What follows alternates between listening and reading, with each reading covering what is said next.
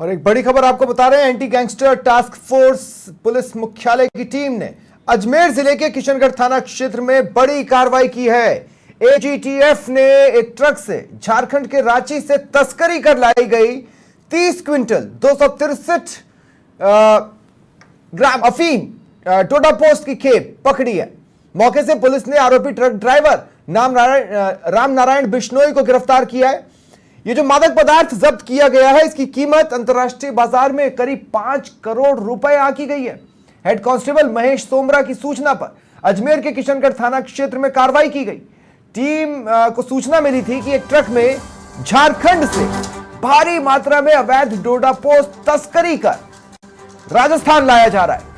इस सूचना पर तकनीकी आधार पर एसजीटीएफ ने ट्रक का पीछा किया, नाकाबंदी कर इस संदिग्ध ट्रक को रुकवाया तो इसमें से अवैध डोडा पोस्ट बरामद हुआ। प्रारंभिक पूछताछ में गिरफ्तार आरोपी ड्राइवर राम नारायण बिश्नोई ने बताया कि नागौर के आरआई थाना श्री बालाजी निवासी सुनील बिश्नोई ने यह माल मंगवाया जिसे वो देने जा रहा था। ज्यादा जानकारी के लिए बात करेंगे सहयोगी यादवेंद्र से। यादवेंद्र, क्या जानकारी है?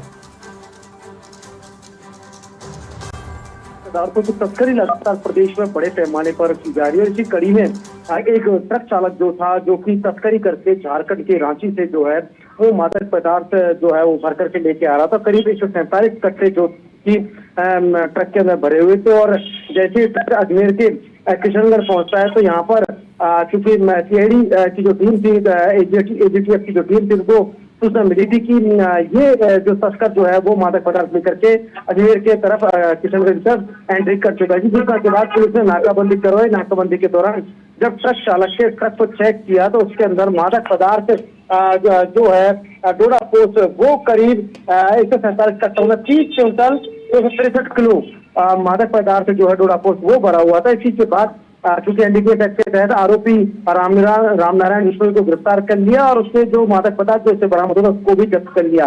लेकिन जब उसे पूछताछ की तो पता चला नागौर के अंदर ये जो मादक पदार्थ की खेप जो थी वो किसी सुनील बिश्नोई नाम के शख्स को सप्लाई देने वाला था और उसके बाद यहाँ से ये मादक पदार्थ जो है राजस्थान के दूसरे शहरों के अंदर पेंडलर के माध्यम से सप्लाई किया जाता।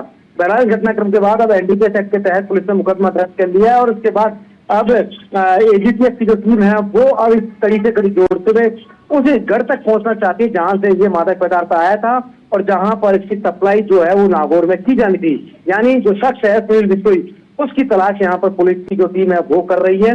अब देखा जाए तो ये तीसरी कार्रवाई है एक सप्ताह के भीतर एजीटीएफ की टीम ने बड़े पैमाने पर इस तरह के तस्करी का भंडाफोड़ किया और इस तरह के नेटवर्क को क्रैक करते हुए इन तस्करों के खिलाफ अपनी लगाम कसती है।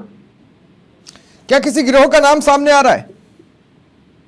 देखिए, सबसे पर्टिकुलर जो गिरोह पुराने जितने तस्कर थे उन सभी तस्करों से यहाँ पर पूछताछ चल रही थी और उनके ऊपर नजर रखे हुए थे और जिनका गढ़ जो है वो राजस्थान रहता है, जो झारखंड से या उड़ीसा से ये जो है इस मादक पदार्थों को लेकर के आते हैं, उन्हीं से एक सूचना जो थी वो यहाँ पर डेवलप हुई थी और सूचना को पुख्ता करते हुए यहाँ पर पुलिस ने पूरी कार्रवाई को अंजाम दिया।